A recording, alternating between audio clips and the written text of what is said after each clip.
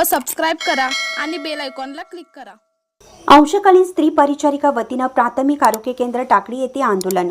प्राथमिक आरोग्य केंद्र टाकळी येथील अंशकालीन स्त्री परिचारिका यांच्या वतीने आरोग्य केंद्राच्या प्रांगणात शासनाच्या विरोधात विविध मागण्यांसाठी आंदोलन करण्यात आले।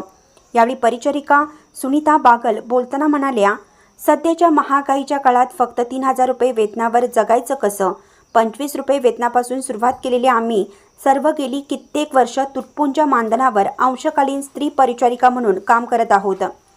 2016 पासून जे सर्व थकीत वेतन आम्हाला मिळावं, आम्हाला विमा योजना लागू करावी, सहकारी कर्मचारीप्रमाणे शासकीय सुट्ट्या व हक्काची रजा मिळावी, स्त्री परिचारिकांना रात्रपाळी लावण्यात येऊ नये, पगार वेळेवर मिळावा, शासनाने आमच्यावर अन्याय करू नये व आमच्या सर्व मागण्या लवकर पूर्ण कराव्यात अशी मागणी करण्यात आली।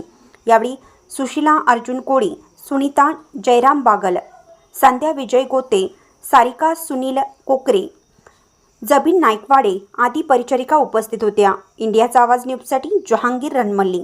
3000 जगायचं कसं, मुलांना शिक्षण त्या 3000 व्हायचं कसं आणि वाढले किमान वेतनाप्रमाणे आमचे जे वाढले 2016 पासून ते त्वरित आम्हाला फरकासहित मिळावं। हां, 25 रुपयापासून मी काम करायला लागलो आहे। आता सध्या मला 3000 देतात। 3000मध्ये काय बाजारातसुद्धा येत नाही।